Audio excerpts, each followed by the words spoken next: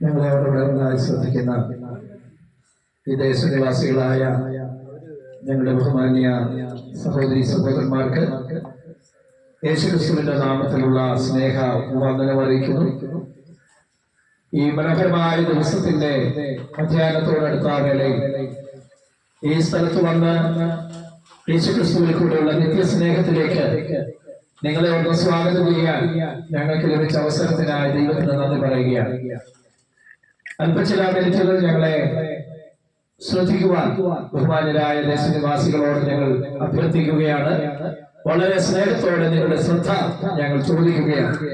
ഒരു വാക്ക് പ്രാർത്ഥിച്ച് ഗാനങ്ങൾ പാടുകയും അതിനുശേഷം അല്പസമയം സുവിശേഷ വചനങ്ങൾ നിങ്ങളോട് പങ്കുവയ്ക്കുകയും ചെയ്യാൻ ഞങ്ങൾ ആഗ്രഹിക്കുന്നു. ദൈവമായ കർത്താവ് നമ്മെ സഹായിക്കും.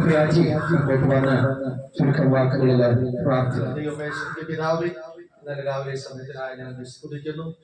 അവിടുത്തെ മക്കളായ ഞങ്ങൾക്ക് രാവിലെ വിദേശത്ത് കടന്നു വന്ന ഞങ്ങളെ പാപത്തിൽ നിന്ന് രക്ഷിച്ച ഞങ്ങളുടെ രോഗങ്ങളെ സൗഖ്യമാക്കിയ ആത്മഹത്യത്തിൽ നിന്ന് മദ്യപാനത്തിൽ നിന്ന് ഒക്കെ ഞങ്ങളെ വിടുവിച്ച മരണത്തിനപ്പുറം ഒരു ജീവിതം ഉണ്ട് എന്ന് ഞങ്ങളെ കാണിച്ച് പഠിപ്പിച്ച് തന്ന കർത്താവെ അവിടുത്തെ വിലയേറിയ സ്നേഹത്തിനായി നന്ദിയോട് സ്തോത്രം ചെയ്യുന്നു.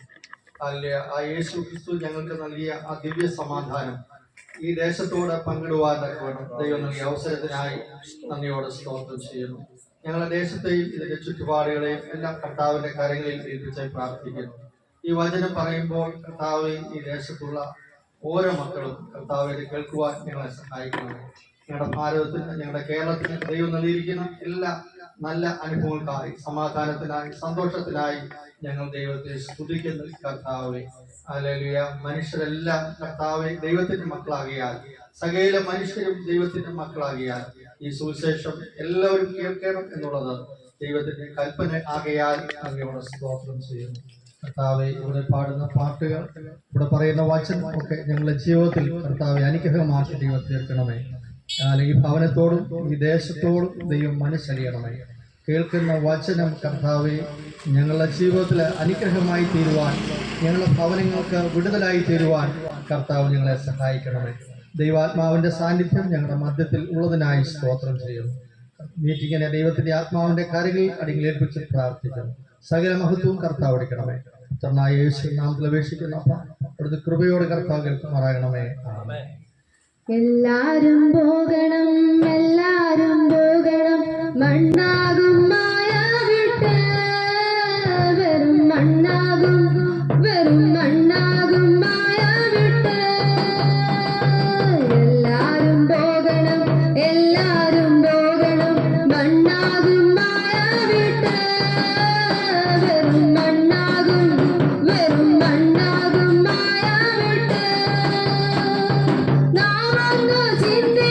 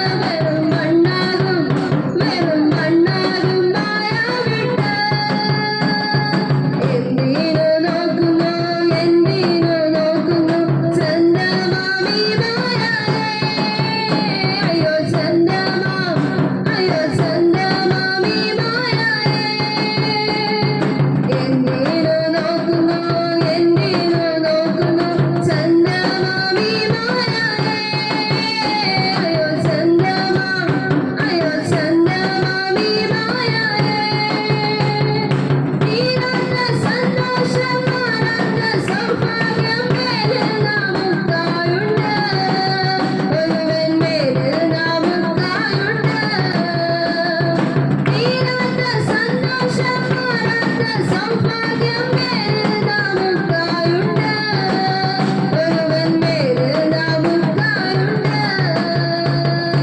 എല്ലാരും പോകണം, എല്ലാരും പോകണം, മണ്ണാകും മായ വിട്ട്. വെറും മണ്ണാകും, വെറും മണ്ണാകും മായ വിട്ട്. നാമൊന്നു ചിന്തിക്കുന്ന ശകുനിയുടെ തീയാണ് കാണുന്നത്.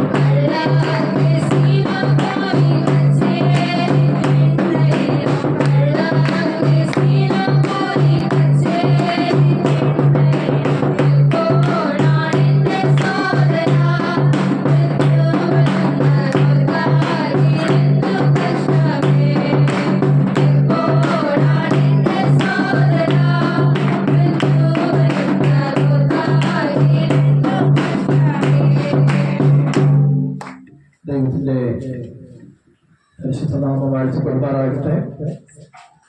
മനോഹരമായ ഗാനങ്ങൾ കൂടെ നിങ്ങളെ ശ്രദ്ധിച്ച പ്രിയപ്പെട്ടവർക്ക് നന്ദി അറിയിക്കുന്നു. ഗാനങ്ങൾ പാടിയ നിങ്ങളോട് പ്രത്യേക നന്ദി പറയുന്നു. തുടർന്ന് ഒരല്പസമയം നമ്മുടെ കേരളവും നമ്മുടെ രാജ്യവും ഒക്കെ അഭിമുഖീകരിക്കുന്ന ആനുകാലികമാകുന്നതായ ചില വിഷയങ്ങളെ കുറിച്ച് പ്രതിപാദിച്ചുകൊണ്ട് അവയിൽ നിന്ന് വിടുതൽ പ്രാപിക്കുവാനുള്ള മാർഗത്തെ കുറിച്ചും ഇന്ന് പകൽ നിങ്ങളോട് അല്പചില മിനിറ്റുകൾ സംസാരിക്കുവാൻ ഞങ്ങൾ ആഗ്രഹിക്കുന്നു. നമ്മുടെ രാജ്യം ഈ ദിവസങ്ങൾ അഭിമുഖീകരിക്കുന്നതായ വലിയ പ്രശ്നമാണല്ലോ മദ്യത്തിന്റെയും മയക്കുമരുന്നിന്റെയും ലഹരി മരുന്നുകളുടെയും ഉപയോഗം എന്നുള്ളത്. പ്രായഭേദമന്യേ എല്ലാ വിഭാഗങ്ങളിലുമുള്ള ആളുകളെ ഗ്രസിച്ചിരിക്കുന്ന ഒരു വല്ലാത്ത ദുഷിച്ച പ്രവണതയാണ് മദ്യത്തിന്റെയും മയക്കുമരുന്നിന്റെയും ഉപയോഗം എന്ന് പറയുന്നത്. വളരെ ദുഃഖത്തോടുകൂടെ മാത്രമേ നമുക്ക് ഓർക്കാൻ കഴിയുള്ളൂ. നമ്മുടെ പ്രൈമറി ക്ലാസ്സുകളിൽ പഠിക്കുന്ന കുഞ്ഞുങ്ങൾ പോലും ഇന്ന് അവരറിഞ്ഞോ അറിയാതെയോ ഒക്കെ മയക്കുമരുന്നിന്റെ പിടിയിൽ അകപ്പെട്ടു പോയിരിക്കുന്നത് വാർത്താ മാധ്യമങ്ങൾ കൂടെ കുറച്ചെങ്കിലുമൊക്കെ നമുക്കറിയാൻ കഴിയുന്നുണ്ട്. വാർത്താ മാധ്യമങ്ങളോ ഗവൺമെന്റ് തലത്തിലുള്ളതായ ആളുകളോ അതെല്ലാം വ്യക്തമായി പുറത്തുവിടുന്നില്ല. എങ്കിലും നമ്മൾ അറിയാത്ത ഒരു വല്ലാത്ത അവസ്ഥയിലേക്കാണ് നമ്മുടെ കേരള സംസ്ഥാനം നീങ്ങിക്കൊണ്ടിരിക്കുന്നതല്ല, നമ്മുടെ ഇന്ത്യ രാജ്യം പോലും നീങ്ങിക്കൊണ്ടിരിക്കുന്നത് എന്നുള്ളത് നാം മനസ്സിലാക്കേണ്ടിയിരിക്കുന്നു. അങ്ങനെയുള്ള ആ വിപത്തിൽ നിന്ന് നമ്മെ വിടുവിക്കുവാൻ യേശുക്രിസ്തുവിന്റെ സുവിശേഷത്തിന് മാത്രമേ സാധ്യമാകുകയുള്ളൂ എന്നുള്ള ആ നിർമ്മല സത്യം നിങ്ങളോട് പ്രഘോഷിക്കുവാനാണ് ഞങ്ങൾ ഇന്ന് പകലിലൂടെ വന്നിരിക്കുന്നത്. കായംകുളം ഒന്നാംകുട്ടിക്ക് സമീപമുള്ളതായ അസംബ്ലിസക്കോട് സഭയുടെ ആഭിമുഖ്യത്തിൽ ഇങ്ങനെ ഒരു പരസ്യ പ്രവർത്തനം ക്രമീകരിക്കാനിടയായി. അതിൽ ഞങ്ങളുടെ പ്രിയപ്പെട്ടവര് വിവിധ ഇടങ്ങളിൽ നിന്ന് വന്ന് ഞങ്ങളോട് ഒരുമിച്ച് ആയിരിക്കുന്നു. ഇന്ന് പകൽക്കാലം പുതനാപുരം സ്വദേശി ഇപ്പോൾ കിഴക്കേ പടിഞ്ഞാറേ കല്ലട അസംബ്ലീസ് ഓഫ് ഗോഡ് സഭയുടെ പാസ്റ്ററുമായിരിക്കുന്ന ബഹുമാനപ്പെട്ട ദിനേശ് പാസ്റ്റർ അവർ അല്പചില മിനിറ്റുകൾ നിങ്ങളോട് യേശുക്രിസ്തുവിൽ കൂടെയുള്ള രക്ഷയെക്കുറിച്ചും നിത്യമാകുന്നതായ സമാധാനം എങ്ങനെ പ്രാപിക്കാം എന്നുള്ളതിനെ കുറിച്ചും നിങ്ങളോട് സംസാരിക്കും. നിങ്ങളെ ആത്മാർത്ഥമായ ശ്രദ്ധയും ഞങ്ങളിലേക്ക് തിരിക്കണമേ എന്ന് അപേക്ഷിച്ചുകൊണ്ട് ബഹുമാനപ്പെട്ട ദൈവപ്രജനെ ശുശ്രൂഷയ്ക്കായി ഞാൻ ക്ഷണിക്കുകയാണ്. ഈ ഉച്ചഭാഷണിയുടെ ശബ്ദപരിധിക്കുള്ളിൽ അടുത്തും അകലെയുമായി ഞങ്ങളെ ശ്രദ്ധിക്കുന്ന പെരിങ്ങോല പ്രദേശത്തുള്ള എല്ലാ പ്രിയപ്പെട്ട സഹോദരീ സഹോദരന്മാർക്കും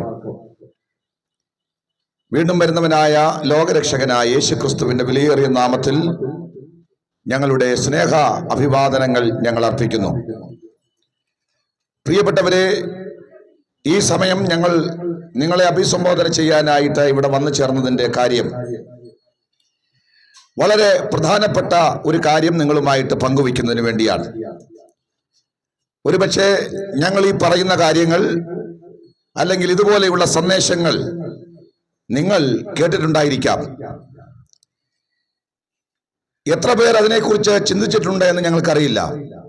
ഞങ്ങൾ മനസ്സിലാക്കുന്നത് ഇത്തരം പരസ്യ പ്രഭാഷണങ്ങളെയൊക്കെ പല രീതിയിലാണ് ആളുകൾ വീക്ഷിക്കുന്നത്. ചില ആളുകൾ പറയുന്നത് ഇത് ക്രിസ്ത്യാനികൾ അല്ലെങ്കിൽ പെന്തിക്കോസ്തുകാർ അവരുടെ മതത്തിന്റെ കാര്യങ്ങൾ പറയുകയാണ്.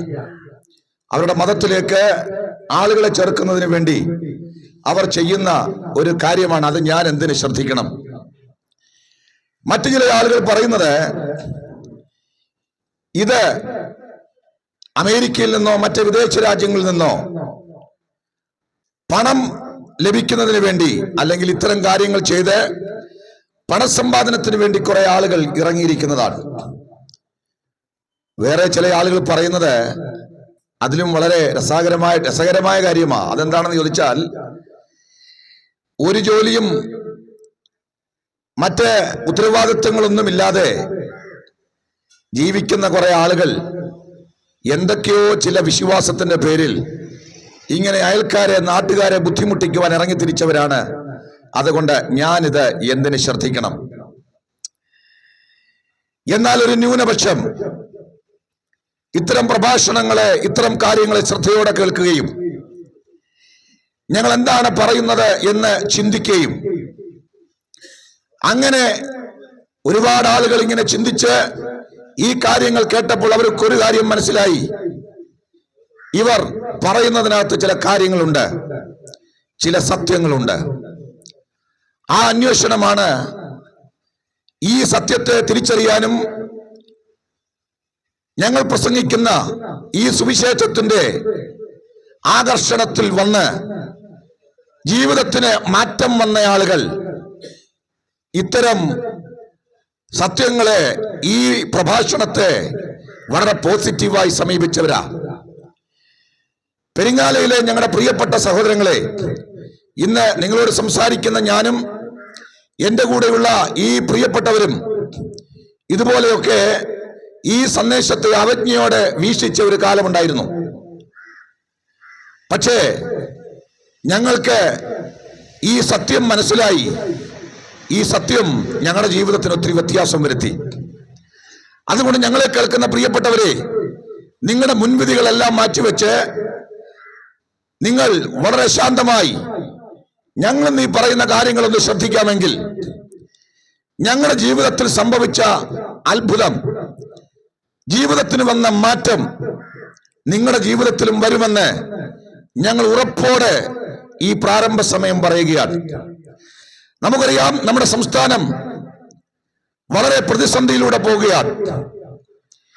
ഇന്ത്യ മഹാരാജ്യത്തിലെ അനുഗ്രഹീതമായ സംസ്ഥാനങ്ങളിൽ ഒന്നാണ് കേരളം. സാക്ഷരതയിൽ 1-ാം സ്ഥാനത്ത് തുടരുന്ന സംസ്ഥാനം. ഏതാണ്ട് 96% സാക്ഷരതാ നിരക്കുള്ള സംസ്ഥാനമാണ്. ആരോഗ്യരംഗത്ത് മറ്റേത് സംസ്ഥാനങ്ങളെക്കാൾ പുരോഗതി കൈവരിച്ച സംസ്ഥാനം. വിദ്യാസമ്പന്നരുടെ നാടാണ്. അതുമാത്രമല്ല, ലോകത്തിന് ചരിത്രകാരന്മാരായി, കഥാകാരന്മാരായി ഒരുപാട് പേരെ സംഭാവന ചെയ്ത നാട്. നമ്മൾ ലോകത്തിലേക്ക് നോക്കുമ്പോ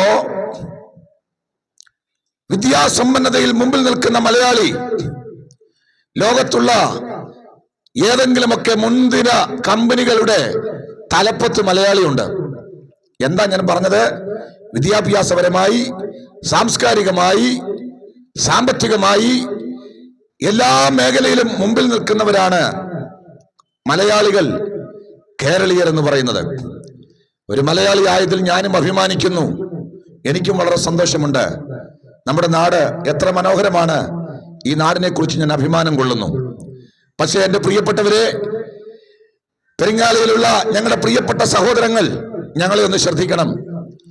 ഇന്ന് രാവിലെയും പത്രമെടുത്ത് വായിച്ചപ്പോൾ, ഈ ദിവസങ്ങളിൽ മീഡിയയിലൂടെ നാം വായിക്കുന്നതും കാണുന്നതും കേൾക്കുന്നതുമൊക്കെ അത്ര സന്തോഷകരമായ വാർത്തയല്ല, സുഖകരമായ വാർത്തയല്ല. വിദ്യാസമ്പന്നരായ മലയാളി, സംസ്കാര ബോധമുള്ള മലയാളി, സമ്പന്നനായ മലയാളി, ഇന്നെന്താണ് കേരളത്തിലെ ജനങ്ങൾക്ക് പറ്റിയത്? മലയാളിയുടെ ജീവിതത്തിന്റെ അവസ്ഥ എന്താണ്?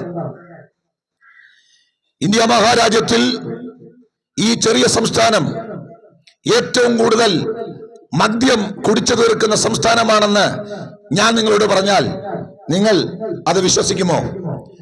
15,000 കോടി രൂപയുടെ മദ്യ വിൽപ്പനയാണ് നമ്മുടെ നാട്ടിൽ ഓരോ വർഷവും നടക്കുന്നത്.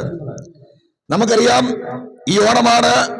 ഈ ഓണക്കാലത്ത് എത്ര കോടിയുടെ മദ്യം ഇവിടെ ചെലവഴിക്കുമെന്ന് അടുത്ത ദിവസങ്ങളിൽ നമ്മൾ പത്രമാധ്യമങ്ങളിലൂടെ അറിയാനിരിക്കുകയാണ്. എത്ര പേരാണ് മദ്യപാനം മൂലം ജീവിതം തകർന്നത്? എത്ര കുടുംബങ്ങളാണ് സമാധാനമില്ലാതായത്? നമ്മുടെ നാട്ടിൽ മറ്റ് സംസ്ഥാനങ്ങളെക്കാൾ കൂടുതൽ നല്ല കൂലി കിട്ടുന്ന സ്ഥലമാണ്. കുറഞ്ഞത് 1000 രൂപയെങ്കിലും ഒരു സാധാരണ ജോലിക്കാരന് കിട്ടുന്നുണ്ട്. പക്ഷേ അതിൽ ഭൂരിഭാഗവും മദ്യത്തിന് വേണ്ടി ചെലവഴിക്കുകയാ. അവന്റെ കുടുംബം പട്ടിണിയാ, കുഞ്ഞുങ്ങൾ അല്ലേ അലയുകയാണ്. സുഹൃത്തുക്കളെ, മദ്യം മാത്രമല്ല, നമ്മുടെ കേരള സംസ്ഥാനം ഇന്ന് നേരിടുന്ന ഭീകരമായ സാഹചര്യം മയക്കുമരുന്നിന്റെ ഉപയോഗമാണ്. MDMA പോലുള്ള രാസലഹരിയുടെ പിടിയിലാണ് നമ്മുടെ സംസ്ഥാനമെന്ന് ഞാൻ പറയാതെ തന്നെ നിങ്ങൾക്കറിയാം. ഈ ദിവസങ്ങളിൽ നാം കേൾക്കുകയും കാണുകയും ചെയ്യുന്നത് കൊച്ചു കുഞ്ഞുങ്ങൾ മുതൽ പ്രായമായവർ വരെ, എന്തിനേറെ സ്ത്രീകൾ വരെ മയക്കുമരുന്നിനും മദ്യത്തിനും അടിമകളായി സമനില തെറ്റി മൃഗത്തെക്കാൾ അധപ്പതിച്ച ഒരു സ്ഥിതിവിശേഷത്തിലാണ് നമ്മുടെ നാട്ടിൽ ഇന്ന് ആളുകളായിരിക്കുന്നത്. ഞാൻ മനസ്സിലാക്കിയതിനനുസരിച്ച് ഏതാണ്ട് 4 ലക്ഷത്തിലധികം യുവാക്കൾ നമ്മുടെ ഈ കൊച്ചു സംസ്ഥാനത്തിൽ മയക്കുമരുന്നിന് അടിമകളാണെന്ന് നിങ്ങൾ അറിയണം. കഴിഞ്ഞ ഒരു വർഷം മാത്രം ഏതാണ്ട് 200-ലധികം മടങ്ങായി മദ്യത്തിന്റെയും മയക്കുമരുന്നിന്റെയും ഉപയോഗം സംബന്ധിച്ചുള്ള കുറ്റകൃത്യങ്ങൾ വർദ്ധിച്ചു. പ്രിയപ്പെട്ടവരെ, നമ്മുടെ നാട് എങ്ങോട്ടാണ് പോകുന്നത്? വീട്ടിനകത്ത് സമാധാനമില്ല. കുഞ്ഞുങ്ങളൊക്കെ മയക്കുമരുന്നിന് അടിമകളായി അവർ കാണിച്ചു കൂട്ടുന്ന ഈ പേക്കൊത്തുകൾ കാരണം മാതാപിതാക്കൾക്ക് സ്വസ്ഥതയില്ല. നിങ്ങൾ മനസ്സിലാക്കണം, നമ്മുടെ സംസ്ഥാനം മയക്കുമരുന്ന് മാത്രമല്ല ആത്മഹത്യാ നിരക്കിൽ കുതിച്ചുകൊണ്ടിരിക്കുകയാണ്. 900-ലധികം ആത്മഹത്യകൾ കഴിഞ്ഞൊരു വർഷം നമ്മുടെ ഈ സംസ്ഥാനത്ത് റിപ്പോർട്ട് ചെയ്തു എന്ന് പറഞ്ഞാൽ ഈ നാട് എങ്ങോട്ടാ പോകുന്നത്? 5 വയസ്സ് പ്രായമുള്ള കുഞ്ഞുവരെ ആത്മഹത്യ ചെയ്യുന്നൊരു നാടായി നമ്മുടെ നാട് മാറിയിരിക്കുകയാണ്. തീർന്നില്ല. ഇതിന്റെ എല്ലാം പരിണതഫലമായി വളരെ പരിപാവനവും ശ്രേഷ്ഠവുമായി കരുതിയിരുന്ന നമ്മുടെ വിവാഹ ബന്ധങ്ങൾ തകർന്നുകൊണ്ടിരിക്കുകയാണ്. ഇന്ത്യയിൽ ഏറ്റവും കൂടുതൽ വിവാഹമോചനം നടക്കുന്ന സംസ്ഥാനങ്ങളിൽ ഒന്നുകൂടെയാണ് നമ്മുടെ ഈ കൊച്ചു കേരളം എന്ന് നിങ്ങൾ അറിയണം. സുഹൃത്തുക്കളെ, അപ്പോ എത്രമാത്രം അധപ്പതിച്ച തകർന്ന ഒരു സ്ഥിതിയിലാണ് ഞാനും നിങ്ങളും. ഏറ്റവും കൂടുതൽ ആക്സിഡന്റ് റിപ്പോർട്ട് ചെയ്യുന്ന ഒരു സംസ്ഥാനമാണ്. കാരണം മദ്യപിച്ച് മയക്കുമരുന്നിന് അടിമകളായി ലക്ഷ്യബോധമില്ലാതെ സമനില തെറ്റിയാണ് റോഡിലൂടെ ആളുകൾ വാഹനം ഓടിച്ചു കൊണ്ടുപോകുന്നത്. എത്ര അപകടങ്ങളാ, എത്ര കുഞ്ഞുങ്ങളുടെ ജീവനാണ് പൊലിഞ്ഞു പോയത് എന്ന് നിങ്ങൾ ഒന്ന് ചിന്തിക്കുമോ സുഹൃത്തുക്കളെ? നമ്മുടെ സംസ്ഥാനം വല്ലാത്തൊരു പ്രതിസന്ധിയിലാ. കഴിഞ്ഞ ദിവസം ഒരു ചാനൽ, TV ചാനലിന്റെ റിപ്പോർട്ടർ അവരുടെ ഒരു റിപ്പോർട്ട് ഇങ്ങനെ അവതരിപ്പിച്ചു.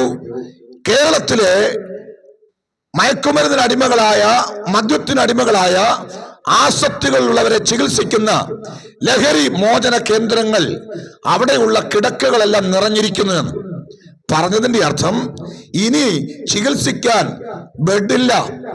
നോക്കണേ, ഭ്രാന്തമായ സ്ഥിതിയിൽ നമ്മുടെ നാടായിരിക്കുന്നു. മദ്യത്തിനെതിരെ ഘോരഘോരം പ്രസംഗിച്ചുകൊണ്ടിരുന്ന ഒരു ചെറുപ്പക്കാരൻ, നിങ്ങൾക്ക് എല്ലാവർക്കും അറിയാം, വേടൻ എന്ന അദ്ദേഹത്തിന്റെ പേര്. ഒരു റാപ്പറാണ്. പോപ്പ് സംഗീതം ആളുകളെ സിറിയയിലേക്ക് കയറ്റി ഉന്മാദത്തിലാക്കുന്ന ചെറുപ്പക്കാരൻ അല്ലെ. അദ്ദേഹത്തിന്റെ സംഗീത പരിപാടികളിൽ 10,000-കണക്കിന് ആളുകളാ ഇരച്ചു കയറുന്നത്. അതിൽ കൂടുതൽ കുഞ്ഞുങ്ങളാണ്. പക്ഷേ ഈ വേടനെ നിങ്ങൾക്ക് എല്ലാവർക്കും അറിയാവുന്നതുപോലെ തന്റെ റൂമിൽ, ഹോട്ടൽ റൂമിൽ നിന്ന് കഞ്ചാവുമായി പിടിച്ചു. എന്താ ഇതിനെതിരെ പറയുന്നവർ വരെ അടിമകളായിക്കൊണ്ടിരിക്കുക. കുറച്ചു നാളുകൾക്ക് മുമ്പ് അന്തരിച്ചു പോയ നമ്മുടെ സിനിമാ നടൻ കലാഭവൻ മണി, അദ്ദേഹം മദ്യത്തിനെതിരെയൊക്കെ പാടിയിട്ടുണ്ട്. അദ്ദേഹത്തിന്റെ പ്രസിദ്ധമായ ഒരു പാട്ടുണ്ട്. ആ പാട്ട് ഇങ്ങനെയാണ്: പകല് മുഴുവൻ പണിയെടുത്ത് കിട്ടുന്ന കാശിന് വെള്ളമടിച്ച് എന്റെ മോളെ കഷ്ടത്തിലാക്കല്ലേ വേലായുധ എന്നാണ് ആ പാട്ട്. ഞാൻ ആ പാട്ട് അങ്ങ് പറഞ്ഞതാ. ഞാൻ വലിയ പാട്ടുകാരനല്ലാത്തത് കൊണ്ട് ഞാൻ പാടുന്നില്ല. എന്താ പാട്ടിനകത്തൂടെ മണി ഉദ്ദേശിച്ചത്? പകല് കിട്ടുന്ന മുഴുവൻ കാശും കൊണ്ട് വെള്ളമടിച്ച് എന്റെ മോളെ പട്ടിണിക്കാക്കല്ലേ വേലായുധ. ഇത് തന്നെയല്ലേ എന്റെ സുഹൃത്തുക്കളെ നാട്ടിൽ നടക്കുന്നത്? എനിക്ക് ഏറ്റവും ഇഷ്ടവും സ്നേഹവുമുള്ള ആളാ കലാഭവൻ മണി. പാട്ടൊക്കെ പാടി സത്യമാ. പക്ഷേ മണിയുടെ മരണവും നിങ്ങൾക്കറിയാം. അതും മദ്യത്തിന്റെ ആസക്തി മൂലം. ആ ചെറുപ്പക്കാരൻ തന്റെ ജീവിതത്തിന്റെ ഏറ്റവും പ്രശസ്തിയുടെ കൊടുമുടിയിൽ നിൽക്കുമ്പോ ഈ ലോകത്തോട് വിട പറഞ്ഞു.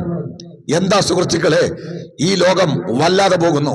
മനുഷ്യൻ എത്ര നിയന്ത്രിച്ചാലും തന്റെ ജീവിതത്തെ നിയന്ത്രിക്കാൻ പറ്റുന്നില്ല. മദ്യപിക്കില്ല എന്ന് സത്യം ചെയ്യുന്ന അപ്പൻ കുഞ്ഞുങ്ങളുടെ തലയിൽ കൈവച്ച് സത്യം ചെയ്യുക, മക്കളെ ഇനി ഞാൻ മദ്യപിക്കില്ല. പക്ഷേ ഷാപ്പ് കാണുമ്പോ, ബാറ് കാണുമ്പോ കുടിക്കാതിരിക്കാൻ പറ്റുകയില്ല, മദ്യത്തിന് പുറകെ ഓടുകയാ. എന്റെ പ്രിയ സുഹൃത്തുക്കളെ, മനുഷ്യന്റെ ഈ പ്രശ്നത്തിന് കാരണം എന്താ? വർദ്ധിച്ചു വരുന്ന കൊലപാതകങ്ങൾ, അക്രമങ്ങൾ, ഇതെല്ലാം കൂടിക്കൂടി വരികയാ. നാട്ടിൽ നിയമമില്ലേ? ഇന്ത്യയിലെ മറ്റു സംസ്ഥാനങ്ങളെ അപേക്ഷിച്ച് ഏറ്റവും കഴിവുള്ള മിടുക്കന്മാരായ ഒരു പോലീസ് സംവിധാനമാണ് നമ്മുടെ നാട്ടിലുള്ളത്. ഭയങ്കര മിടുക്കന്മാരാ. പക്ഷേ ഇവിടുത്തെ പോലീസ് സംവിധാനത്തിനോ ഇവിടുത്തെ നിയമവ്യവസ്ഥയ്ക്കോ മനുഷ്യനെ നേരെയാക്കാൻ പറ്റുന്നില്ല. ആളുകൾ പറയും, ഇങ്ങനെയൊക്കെ കുറ്റകൃത്യം ചെയ്യുന്നവനെ പിടിച്ച് ജയിലിലിടണം. അത് മാത്രമല്ല, ഗൾഫിലും മറ്റ് രാജ്യങ്ങളിലുമൊക്കെ ചെയ്യുന്നത് പോലെ കിട്ടുമ്പോൾ തന്നെ തെറ്റ് ചെയ്യുന്നതിനനുസരിച്ചുള്ള ശിക്ഷ കൊടുക്കണം, നാട് നന്നാകും. എന്റെ ചോദ്യം, പ്രിയപ്പെട്ടവരെ, ഇങ്ങനെ ശിക്ഷ കിട്ടാത്തത് കൊണ്ടാണോ ആളുകൾ നന്നാകാത്തത്? നമ്മുടെ ജയിലിലൊക്കെ ചെറിയ കുറ്റം ചെയ്ത് ശിക്ഷയ്ക്ക് പോകുന്നവൻ അവിടുന്ന് ഇറങ്ങി വരുമ്പോൾ വലിയ ക്രിമിനലുകളായിട്ടാണ് വരുന്നത്. നാട്ടിലെ ശിക്ഷയ്ക്ക് ആളുകളെ മാറ്റാൻ പറ്റുകയില്ല, നിയമത്തിന് ആളുകളെ മാറ്റാൻ പറ്റുകയില്ല. ഞാൻ പറഞ്ഞല്ലോ, വിദ്യാഭ്യാസത്തിന് ആളുകളെ രൂപാന്തരപ്പെടുത്താൻ പറ്റുകയില്ല. അറസ്റ്റിലാകുന്ന കേസിൽ, കഴിഞ്ഞ ദിവസം മയക്കുമരുന്ന് കേസിൽ അറസ്റ്റിലായത് ഒരു ഡോക്ടറോ പലരും വിദ്യാസമ്പന്നരാ. പറഞ്ഞതിന്റെ അർത്ഥം, വിദ്യാഭ്യാസത്തിന് മനുഷ്യന്റെ ഈ പ്രശ്നത്തെ പരിഹരിക്കാൻ പറ്റുകയില്ല, മതങ്ങൾക്ക് പറ്റുകയില്ല, രാഷ്ട്രീയ നേതാക്കന്മാർക്ക് പറ്റില്ല, ഒരിസങ്ങൾക്കും പറ്റില്ല. എന്താ മനുഷ്യന്റെ പ്രശ്നം? എന്തുകൊണ്ടാ മനുഷ്യൻ ഈ പ്രശ്നങ്ങൾ പരിഹരിക്കാൻ ഇവിടുത്തെ നിയമത്തിന് പറ്റാത്തത്? ഞാൻ നിങ്ങളോട് പറയാം, പ്രിയപ്പെട്ടവരെ, മനുഷ്യന്റെ ഈ പ്രശ്നങ്ങൾക്ക് പരിഹരിക്കാൻ ലോകത്തിലെ നിയമത്തിനും ഇവിടുത്തെ ശിക്ഷയ്ക്കും ഇവിടുത്തെ രാഷ്ട്രീയക്കാർക്കും ഇവിടുത്തെ മതങ്ങൾക്കും കഴിയാത്തതിന് കാരണം മനുഷ്യന്റെ അടിസ്ഥാന പ്രശ്നം മനുഷ്യന്റെ ഹൃദയത്തിനാണ് വ്യത്യാസം വരേണ്ടത്.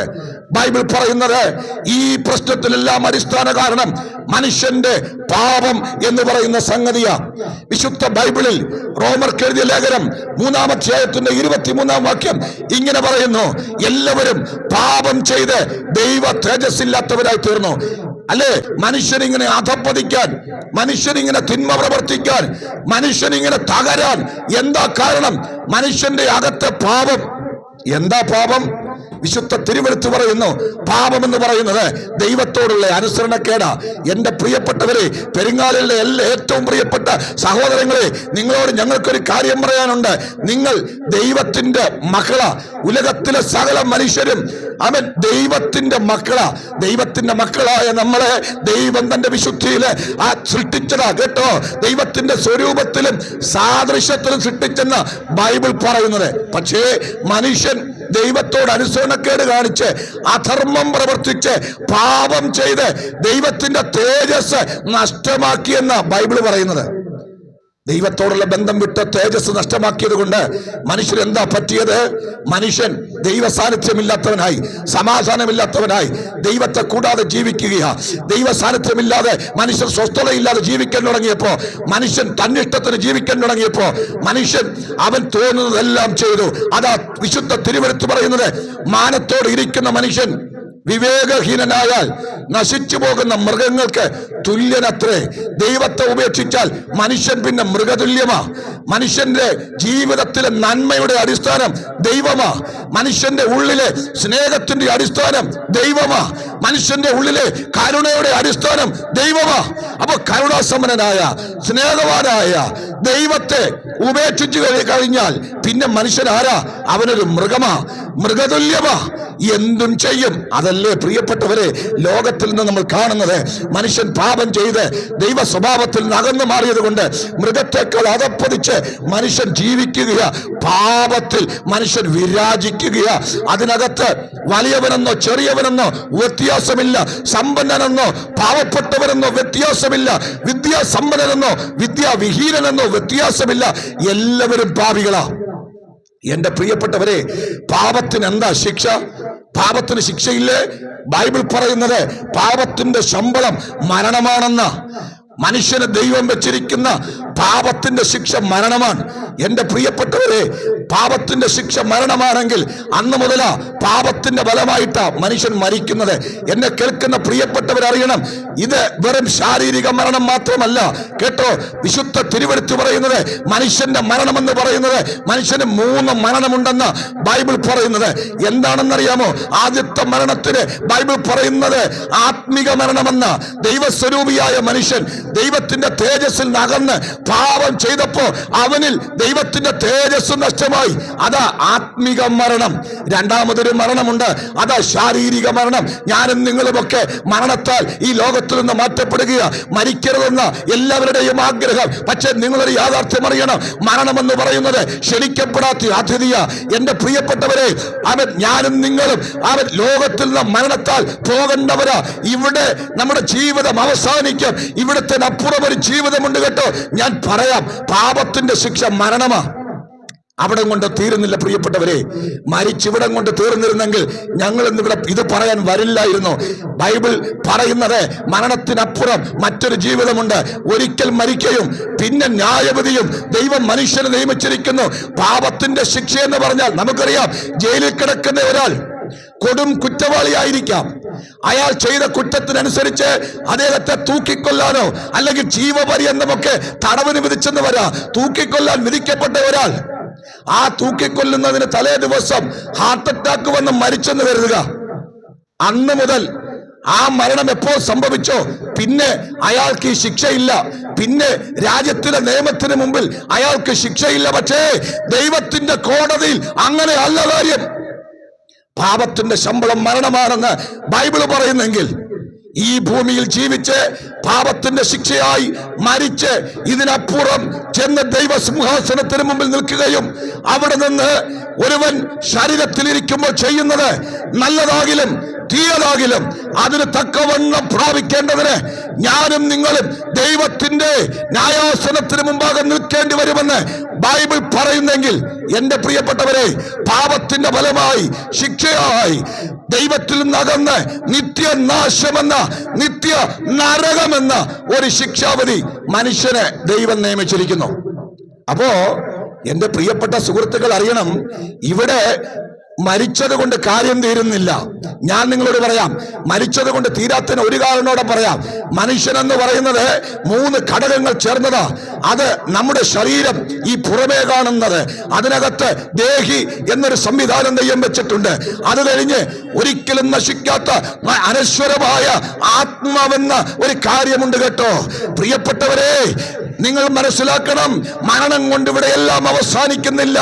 നിങ്ങൾ മരിക്കുമ്പോൾ നിങ്ങളുടെ ശരീരം ഈ മണ്ണിലേക്ക് ചേരും. നിങ്ങളുടെ ദേഹി അല്ലെ, നിങ്ങളുടെ ആത്മാവ് ദൈവത്തിന്റെ അടുക്കിലേക്ക് പോകും. ആ ആത്മാവ് ദൈവത്തിന്റെ അടുക്കിലേക്ക് പോകും, ദൈവമാക്കിയിടത്തേക്ക് പോകും. 2 സ്ഥലമാണ് ആക്കിയത് ഞാൻ പറഞ്ഞല്ലോ.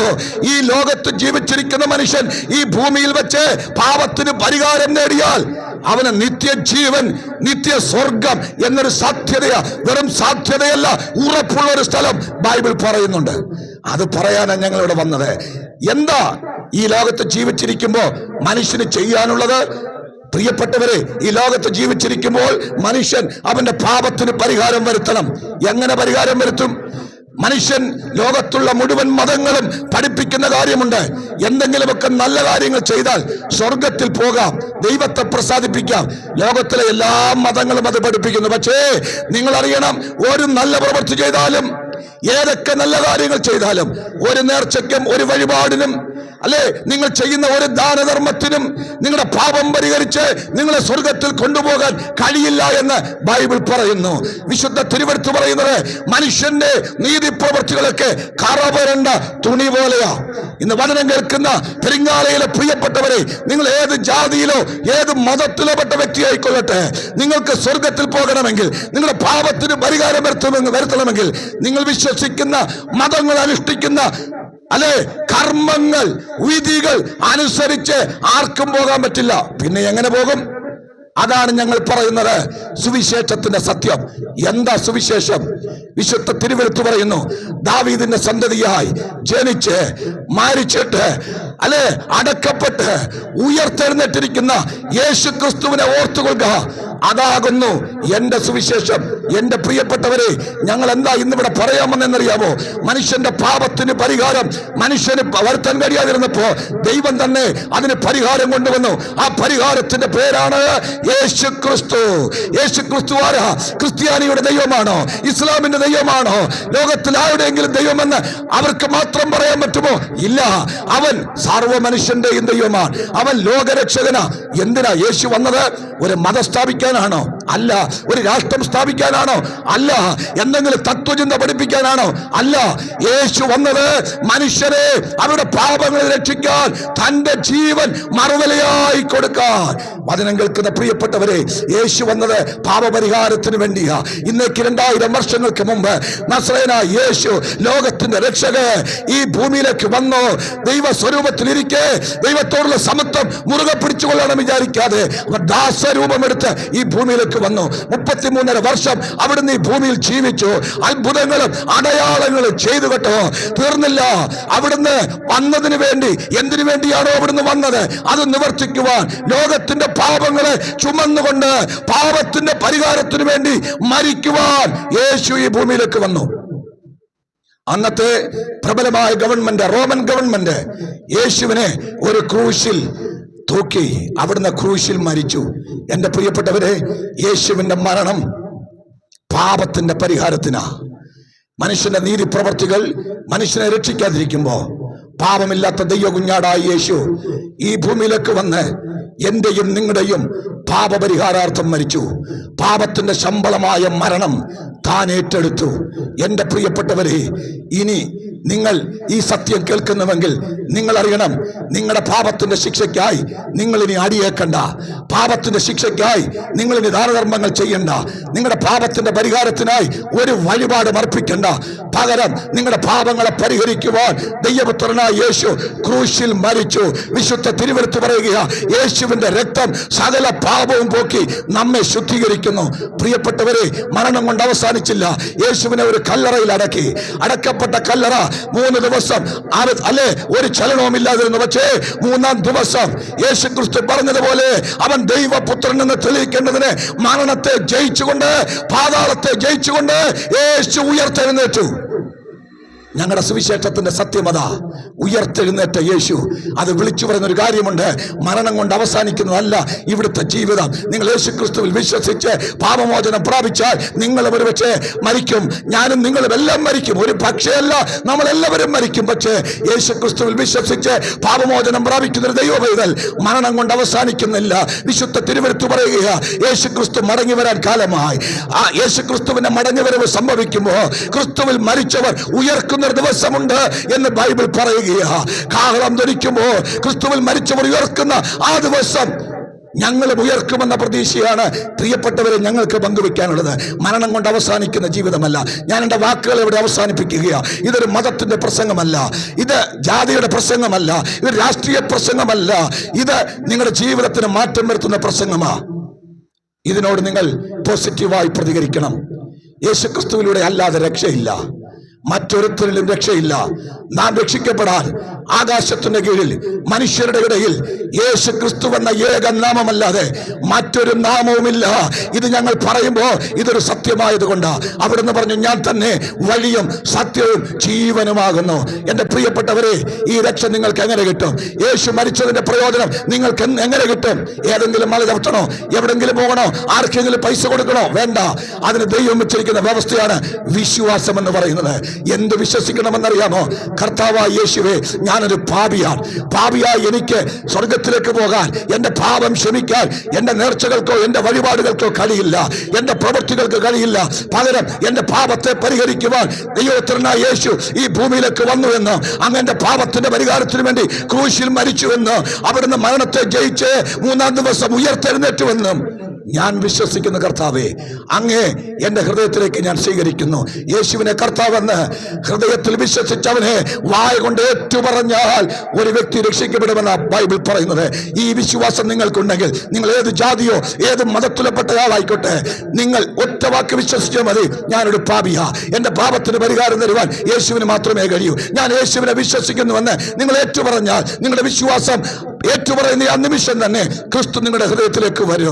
എന്റെ പ്രിയപ്പെട്ടവരെ, അങ്ങനെ ക്രിസ്തു ഉള്ളിൽ വന്നാൽ ബൈബിൾ പറയുന്നു, ഒരുവൻ ക്രിസ്തുവിലായാൽ അവൻ പുതിയ സൃഷ്ടിയാകുന്നു. പിന്നെ ഒരാസക്തികളും നമ്മളെ ഭരിക്കുകയില്ല. ബൈബിൾ പറയുന്നത്, യേശു ക്രിസ്തു നിങ്ങളെ സ്വതന്ത്രമാക്കുന്ന ദൈവം. പുത്രൻ നിങ്ങൾക്ക് സ്വാതന്ത്ര്യം നൽകിയാൽ നിങ്ങൾ സാക്ഷാൽ സ്വതന്ത്രരാകും. അതുകൊണ്ടാണ് ഞങ്ങൾ പറഞ്ഞത്, മദ്യപാനത്തിന്റെ ആസക്തിയിൽ നിന്ന് ആർക്ക് വിടുവിക്കാൻ കഴിയും? അല്ലെ, കുടുംബ തകർച്ചയിൽ നിന്ന് ആർക്ക് വിടുവിക്കാൻ കഴിയും? മനുഷ്യനെ രൂപാന്തരപ്പെടുത്തുന്ന, ഹൃദയത്തിൽ രൂപാന്തരപ്പെടുത്തുന്ന ഒരേ ഒരാൾ, അതാണ് നസറേയനായ യേശു. ഈ സന്ദേശം ഞങ്ങളവിടെ അവസാനിപ്പിക്കുകയാണ്. നിങ്ങളത് വിശ്വസിക്കുന്നുവെങ്കിൽ ഒറ്റ വാക്കിൽ ഒന്ന് പ്രാർത്ഥിക്കുമോ? യേശുവേ, എന്റെ ഹൃദയത്തിലേക്ക് ഒന്ന് വരണമേ. അത് മാത്രമല്ല, യേശു ക്രിസ്തു അവൻ നിങ്ങളുടെ പാപം ക്ഷമിച്ച് നിങ്ങൾക്ക് നിത്യ ജീവൻ നൽകുന്ന ദൈവമാ. മരണത്തിനപ്പുറം ഒരു ജീവിതം. അപ്പോൾ തന്നെ രോഗികളായി ഭാരപ്പെടുന്ന ആരെങ്കിലും ഞങ്ങളെ കേൾക്കുന്നെങ്കിൽ ഞങ്ങൾ പറയുന്നു, യേശു ക്രിസ്തു രോഗസൗഖ്യം നൽകുന്നവനാ. ഡോക്ടർമാർ ഉപേക്ഷിച്ചതാകട്ടെ, തള്ളിയതാകട്ടെ, യേശു നിങ്ങൾക്ക് സൗഖ്യം തരുവാൻ വിശ്വസ്തനാ. സാമ്പത്തിക തകർച്ചയുള്ള ആരെങ്കിലും ഞങ്ങളെ കേൾക്കുന്നെങ്കിൽ ഞങ്ങളുടെ കർത്താവ് സകലത്തിനും മതിയായവനാ. പക്ഷേ ഇന്ന് പകൽ ഒറ്റ കാര്യം, ക്രിസ്തുവിലുള്ള വിശ്വാസം. എന്തിനാ? അവൻ ക്രിസ്തു ദൈവമാണെന്നും അവൻ മാത്രമാണ് സർവശക്തനായ ദൈവമെന്നും അവൻ മാത്രമാണ് രക്ഷകനെന്നും വിശ്വസിച്ച് പറഞ്ഞാൽ നിങ്ങളുടെ ജീവിതം രൂപാന്തരപ്പെടും. ഇന്ന് ഈ വചനം പറയുന്ന ഞാനും ഞങ്ങളുടെ പ്രിയപ്പെട്ടവരുമൊക്കെ ഇത് അനുഭവിച്ചവരാ. അതുകൊണ്ട് ഈ സ്നേഹത്തിലേക്കും ഈ സന്തോഷത്തിലേക്കും നിങ്ങളെല്ലാവരെയും സ്വാഗതം ചെയ്യുന്നു. ക്രിസ്തു മൂലമുള്ള രക്ഷ പ്രാപിച്ച് അനുഗ്രഹം പ്രാപിച്ച് ദൈവത്തിൽ സന്തോഷിക്കുവാൻ, നല്ലൊരു ഭാവി ഉണ്ടാകുവാൻ നിങ്ങളെല്ലാവരെയും ദൈവം സഹായിക്കട്ടെ എന്ന് പറഞ്ഞുകൊണ്ട് ഞങ്ങളുടെ വാക്കുകളെ ചുരുക്കുന്നു. എല്ലാവർക്കും എന്നെ ശ്രദ്ധിച്ചതിന് വിശേഷാലുള്ള നന്ദി. God bless you. പ്രാർത്ഥിക്കാം. ദൈവമായ കർത്താവേ, ഇന്ന് ഈ സ്ഥലത്തുള്ള ഞങ്ങളുടെ പ്രിയപ്പെട്ടവർക്ക് സത്യസുവിശേഷം കേൾക്കുവാൻ കർത്താവ് അവസരമൊരുക്കിയതോർത്ത് സ്തോത്രം ചെയ്യും. തങ്ങളുടെ പാപങ്ങളിൽ നിന്ന് തങ്ങളെ രക്ഷിക്കുന്ന യേശു കർത്താവിനെ വിശ്വസിക്കുവാൻ, തങ്ങളുടെ രോഗങ്ങൾക്ക് സൗഖ്യം നൽകുന്ന യേശു കർത്താവിൽ വിശ്വസിക്കുവാൻ, തങ്ങളുടെ സാമ്പത്തിക ബുദ്ധിമുട്ടുകളിൽ നിന്ന് തങ്ങൾക്ക് ആശ്വാസവും വിടുതലും നൽകുന്ന കർത്താവായ യേശു ക്രിസ്തുവിൽ വിശ്വസിക്കാൻ ദൈവം അവർക്കിടയാക്കുമാറാകണമേ. അവരുടെ മതം മാറാനല്ല, അവരുടെ മനസ്സിന് മാറ്റം കർത്താവ് കൊടുക്കണമേ. അവരുടെ ചിന്താഗതികൾക്ക് മാറ്റം കർത്താവ് കൊടുക്കണമേ.